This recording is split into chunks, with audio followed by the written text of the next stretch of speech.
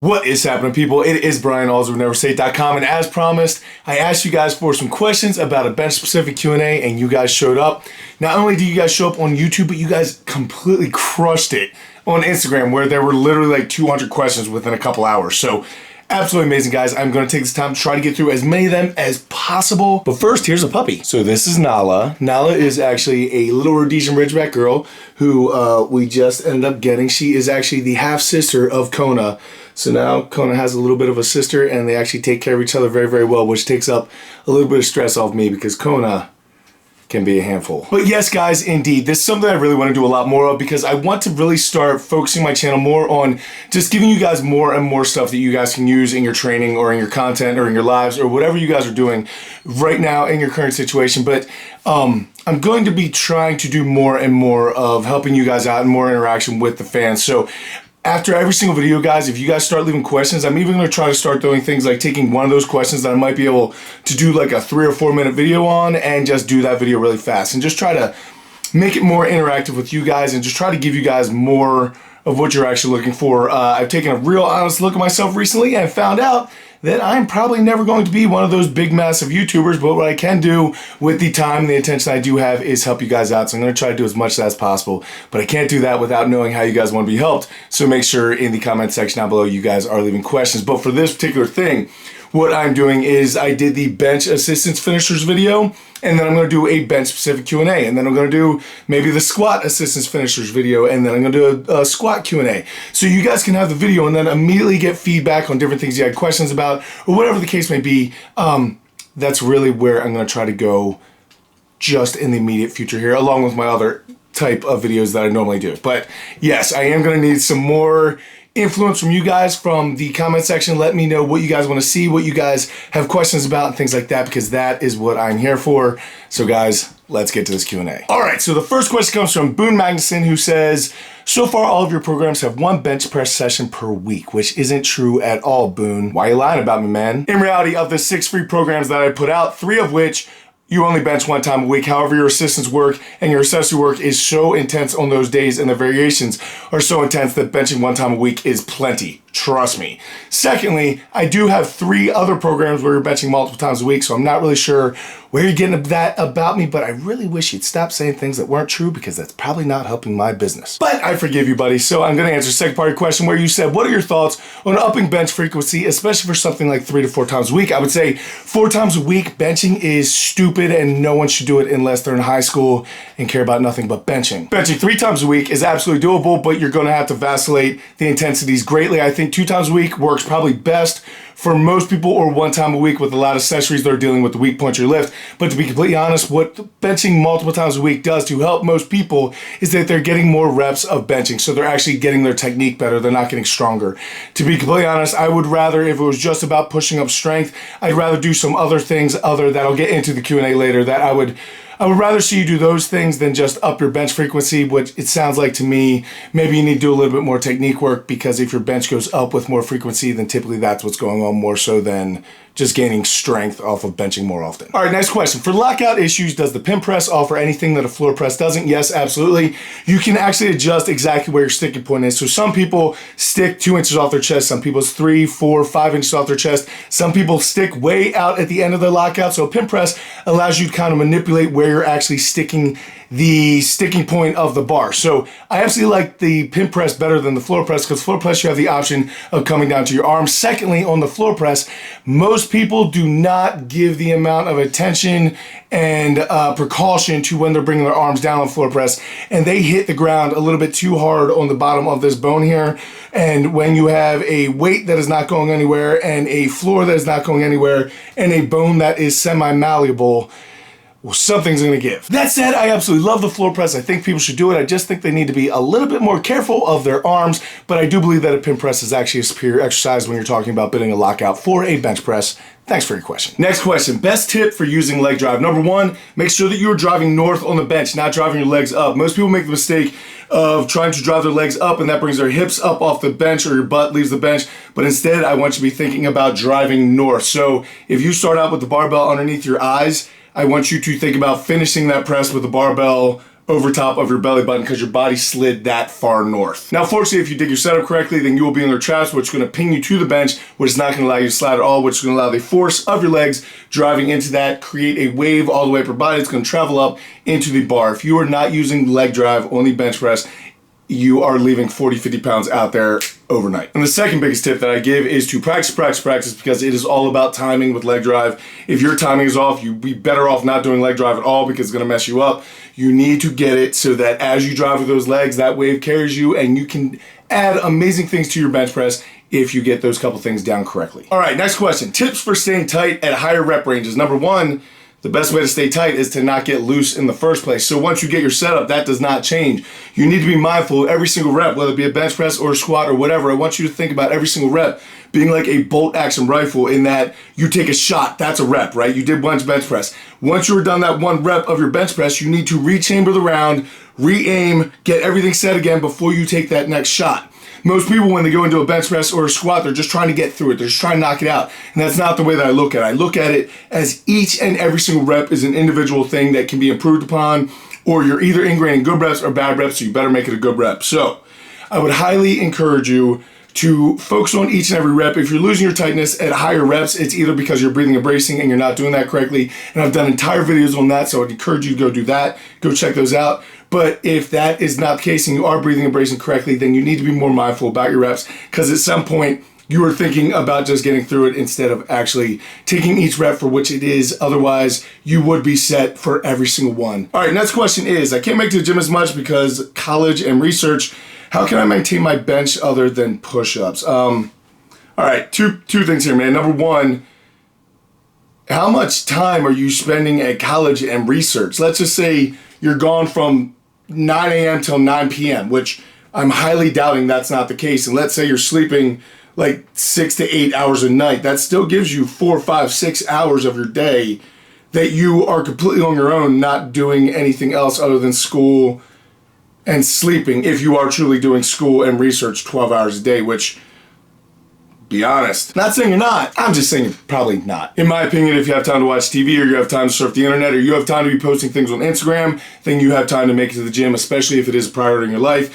But that is the first part of it. Number two, you asked if push-ups will help your bench press if you are away from bench press for a long time. Of course, any type of pec involvement and activation is going to help with any type of atrophy or things like that. However, no, man, like doing a couple push-ups here and there is not going to make your bench press any better. Will it stop it from going down quite as far? Maybe it might help, but honestly, man, if you need to take an honest look at yourself and say, is this priority for me or not? Because if it is, then I'm going to make a priority. If it's not, then honestly, I would rather see you spend your time on your school and your research, because that's going to get you a heck of a lot further in life than having a big bench press. But if having a big bench press is a massive thing to you, then make it a priority. Take one of those 4 to 6 extra hours that you have out of your day and get to the gym for 45 minutes. I just put out a free program where you are in and out of the gym in 50 minutes every single day. There's absolutely no reason why you can't find 50 minutes out of a 24-hour day to spend on yourself. And if you're not, then you're living the wrong type of life, bro. And you got to really consider your life choices. All right, next question. Are there any ways to manipulate the bench press to minimize shoulder pain? Absolutely. I did a video on this not too long ago talking about your grip width on your bench press. That, for most people, solves almost all of their shoulder problems on the bench. Two things. Number one, bringing your grip in some. And then number two, keeping your elbows tucked. So most people, when they bench press, for whatever reason, want to go out wide because some idiot in a gym long ago told them that they will work their chest more if they had their hands out wide and they kept their elbows flared. Now, this takes a lot of pressure on your humerus and does a ton of bad things to your shoulder. A bench press done correctly, the way that it is actually as safe as a bench press can be done, your elbows are going to be tucked and your arms are not going to be super wide. Now, you see a lot of competitive bench pressers going for world records and stuff with super wide bench grips, but that is because they're doing a very specific thing. You are not going for a bench world record. You are trying to up your bench and stay training as long and as safely as possible with getting the best results you possibly can. For that reason, I would highly recommend you bring your arms in a little bit and start tucking your elbows and consider something like weighted dips for actually building mass on your chest as opposed to just the bench press. But yeah, man, real simple answer. Bring your grip in. Think about considering using a neutral grip because that takes a lot of pressure off your shoulders, and make sure those elbows are tucked at all times when you're performing the bench press. All right, next question is, what is the best way to unrack alone? Having problems that you can't hold your shoulder blades tight when you do that. So covered this quite a few times on videos, guys, but when you're laying down on the bench and you have your normal tightness and you have your complete setup done, right? Like you're getting ready to unrack the bar like someone's going to lift it out to you. Rather than someone lifting out to it, two things I want you to make sure. Number one, that your eyes are underneath the bar, and number two, that the bar is rolled all the way out to the front of the J-cups so you don't run into it during this entire thing that I'm going to explain. So from there, right before you unrack it, you get your breath, you get your brace, you're squeezing the bar, you're doing everything you normally do. Now, extend your legs so that you raise your butt up in the air. As your butt raises up in the air, it changes your angle, so now you should be almost in a decline bench type position. From there, unrack the bar. Now place your butt back down on the bench exactly where it was. That will take your entire body, change the angle of the bar down, and now you're out of the rack without unracking your shoulder blades. And all you gotta do is lift your butt up and put it right back down where it was. Like I said, I covered a ton of videos, so there's a bunch of visual stuff there. I'm just at my house recording right now, so I couldn't do that for you. All right, next question. Best rep structure to build strength, i.e. progressive overload or 5x5 or whatever. Okay, look, man, here is the thing. Whenever somebody said, and this isn't something popular for a person who sells programs for a living to say, but every single program out there works. It just depends on when it works, who it works for, why it works, what type of patterns you stick them in. But if you do a 5x5, it will work. If you do 5-3-1, it will work. If you do my program, it will work. As long as it's written by someone who has some idea of what they're doing, they're going to work for you. There's absolutely no doubt. It's just what times will certain things work best and for what people will it work best. So whenever I see questions that say, what is the best blah, blah, blah, blah, rep range for building strength? Here's the thing, man. My best rep range for building strength is going to be different than your best rep range for building strength. Otherwise, if 5x5 was the answer, there would not be one strength athlete out there on anything other than 5x5. But it doesn't work for everybody. It works for people for a certain amount of time, and then it doesn't work anymore, and they need to move on. Maybe they could come back to it, but you cannot stick to anything for any amount of time, and there's no best answer for everyone. So really, man, what it is about being patient above all else, being able to stick your head down and just grind for years and say, for the next 12 weeks, I'm doing this Bill Starr 5x5 program. Then the next 12 weeks, I'm going to do Brian's Power Builder program. For the next 12 weeks, I'm going to do a conjugate. For the next 12 weeks, I'm doing 5-3-1. And then you take what is useful and you discard what is not for you and your personal training. But there is no one that can tell you that for you personally, 5x5 is going to work best for you, man. It is really just trial and error and seeing what works. If you have a trainer, that person's going to take those numbers and that stuff, and since they've seen all of these equations and all these possible outcomes happen before, they can get to the answer a lot faster, and that's what you're paying them for, is that expertise and that time that they spent doing that. However, if you're paying someone for some miracle thing that is going to suddenly make you raise 120 pounds on your bench press in 12 weeks, bro, it's not going to happen. Be patient, try many different things, but do not try one new thing until you complete that old thing. If you have a 12-week program and you're in week 8 and you see something else shiny, do not jump to that. That is a surefire way to never make progress, and that is called training ADD. Do not fall into that trap. If you start something, you finish it. It's important for training. It's important for life. Make sure you're doing that, but there's no magical program, brother. All right, next question is best tips to improve a stuck bench press. So these are the best tips that I would give anyone to improve their bench press, whether it's stuck or not. Number one, you need to up your back strength. So you need to up your rows, all variations. Your barbell rows should be very, very close, if not even more than your bench press. That is my firm belief if you want strong shoulders, a good balance, and to be completely honest, a strong bench press. Because if you look at the strongest bench pressers in the world, the number one assistance exercise that almost all of them give is the barbell row, because an upper back and a good foundation for a bench press is so much more important than anyone is taking it serious about. Number two, for the bench press, I would highly encourage that you drive up your tricep strength, because triceps are the king of all pressing. A lot of people can get through that little beginning spot and then they get stuck. If your triceps are strong, it can cover a multitude of sins. So make sure you're doing that. So strong back, strong triceps, and your technique. You have to fix your technique. 99% of bench presses that I see out there are so technically wrong that if they just fixed a couple things, they would gain 20, 30, 40 pounds on their bench press at their current strength. However, people are not willing to do that because they get all ego-y about the bench press. So that is what I tell you to do. Fix your rows, fix your back strength, fix your technique, and fix your triceps. All right, next question. How to incorporate the chest into the lift more? There's a lot of triceps and back engagement, but I feel like my chest is not even part of the bench. Okay, here's a weird question. Can you make your pecs bounce? Like do the stupid dance thing, right? If you can't, then it's time to learn how, because you will absolutely be using your pecs on the bench press, because then you'll be able to activate them. If you are not able to make your pecs move under your mind's power rather than actually having to push something to actually make them move, then you don't have a strong mind-body connection to that muscle group. So I would highly encourage that you take the time to actually learn how to flex your chest, how to learn how to spread your lats, how to flex different areas of your shoulder. Because even though you may not be a bodybuilder, it's still very important for a strength athlete to be able to be using the muscles that they are supposed to be using, especially when it comes to assistance lifts and trying to target weak points. Because if you're not doing that, then you're probably just strengthening the strong points that are already there because they're taking over the exercise. So I highly encourage that you take the time to learn how to flex your pecs correctly. And if you can do that, then I don't really know where the problem is. Just flex your pecs when you're actually doing the press, especially at the top. Try to squeeze them together and do the Wander bra thing. Next question, when can I come bench with you guys? You can come bench with us anytime you want, man. You just need to send me an email first. If any of you ever want to come visit NEVERsate Athletics, just shoot me an email because we get a little busy and I can't just have drop-ins at every time because the place isn't that big. So if you ever do want to come visit, just email me first about a week or two and I'll see if we have room. And if we have room, then you're more welcome to be there. All right, if you could choose either dumbbell or barbell bench for the rest of your life, which would you choose and why a barbell? Because it goes heavier. I don't see a ton of 300-pound dumbbells around. All right, next question. Best way to prevent pec tears while benching heavy? Don't bench. Unfortunately, pec tears are part of the game when it comes to benching, and if you're benching heavy, it will definitely happen. It will definitely be better if you do bring your grip in a little bit and you try to keep your elbows tucked as much as possible, because anytime that you keep the dangerous areas of your body closer to your center, they are always a little bit stronger. So the closer that you can stay and the tighter you can be, and just having that mindfulness, especially when things are not quite as serious, right? So most people don't get hurt on 1 rep max stuff. They get hurt kind of when things are a little bit below submaximal and you're not taking it quite as seriously. Just make sure that every single rep, every single set that is heavy to you, you're taking seriously, because I've definitely fallen in that trap before. That is actually how I tore my rotator cuff, was I wasn't taking weight seriously, and that is exactly what I fell into. So I would highly encourage you to be mindful about your training, but also consider bringing everything in, unless you're really going to push for something like a world record or something like that, at which time it's up to you whether you want to stick your body on the line, but the wider and wider that you go with that, the more likely you are to hurt your shoulders and tear your pecs. All right, is Kono the best spotter at NEVERsate? Absolutely not. He is the best distractor at NEVERsate. He's probably the best biter,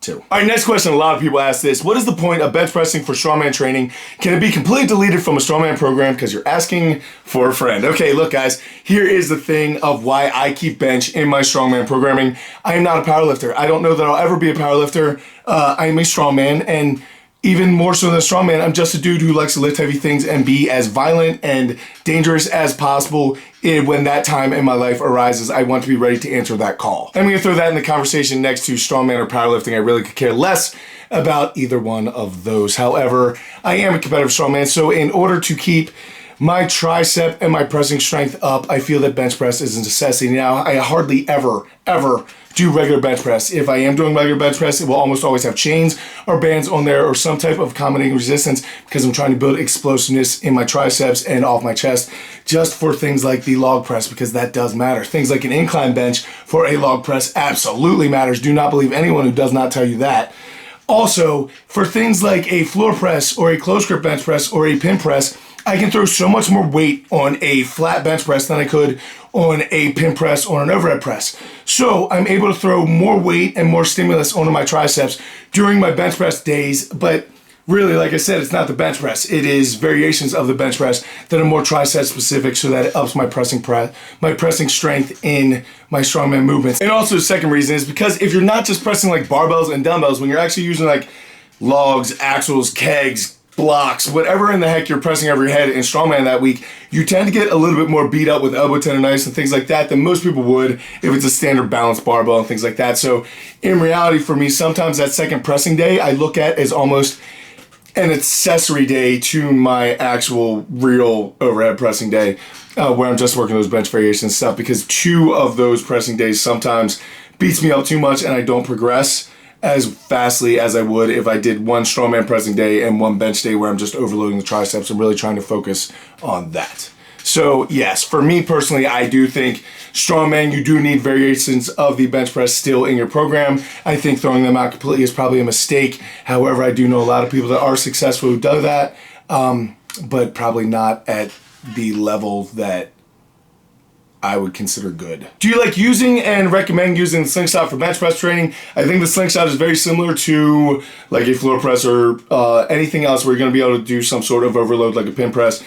So yeah, if it's your thing and you like it, do it. I have a couple of them. I do not have any that fit my arms, so I've never done a slingshot bench press. So I couldn't say. All right, do you think people should work more of a close grip or a wide competition grip? I think absolutely close grip. Number one, you're actually building more muscle in your triceps and your delts and everything, which is going to lead to a bigger bench press over time anyway. And secondly, just the risk factor of sticking your arms out there. It's just like strongman.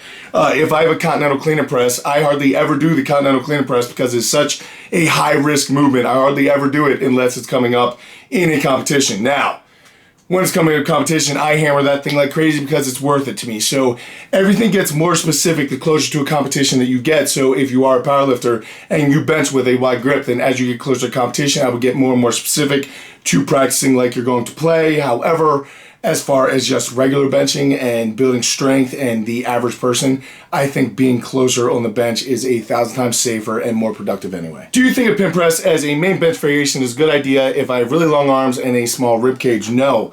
I think you should never try to make things easier on yourself just because you weren't made for that specific thing. I have super short arms, so a bench press, honestly, out of the 4 lifts, a bench press comes easier to me than anything. A deadlift is absolutely my worst lift by far because I have a -3 on an ape index. My arms are so much shorter than the rest of my body should be. It just makes my deadlift hard, but that doesn't mean that I should be pulling from 18 inches all the time because I still need to deal with that, right? So, no, I think anytime that you try to change things to make them easier for you is a mistake. Because if you do get really involved in this and you actually do want to do some sort of competition, there is not going to be a special competition for people with long arms and they're not going to feel sorry for you. They're not going to do anything special for you. So you might as well get used to it, suck it up, start driving to that now and get as good as possible. Make that a strength of yours, man. Just drive it, drive it, drive it. Also, you need to think of the fact that if you are going to do a powerlifting competition in the future, your deadlift should by all means be ridiculously large to make up more than what you're missing on that bench press. You'd be much better off in that situation than you would in mine because you might have 200 extra pounds on that deadlift because your anatomical positioning, as opposed to the bench press where you might lose 70 pounds. Me, I'm losing 200 pounds on the deadlift where I'm losing 70 pounds on the bench press, so your total could absolutely beat mine if you had a good deadlift type of thing. So stop looking at what you don't have, look at what you do have, focus on those positives. You are going to have an amazing deadlift. You're probably going to have a great squat. You're just going to have a tough time pressing, so you bring that up. But don't shorten your range of motion because it's harder for you. All right, next one. I've heard some stuff about the bench press being potentially unnecessarily hard on the shoulder joints. What's your take on this? And you think the bench press makes a significant contribution to developing strength athleticism as compared to the overhead and push press? No.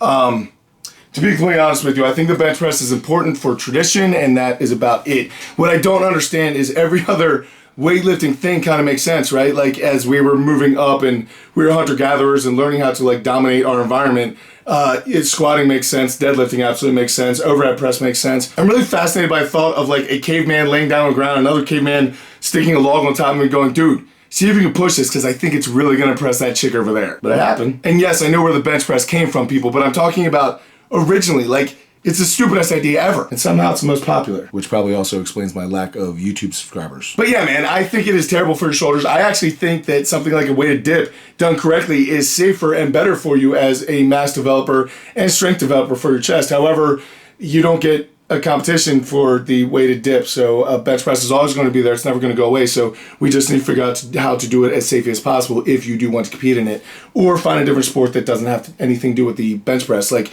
Miles, the guy with CP who was on my channel recently, he just did that some strength competition that's like the Mark Ripto stuff where they do a squat, a deadlift, and an overhead press. That could be a great option for you.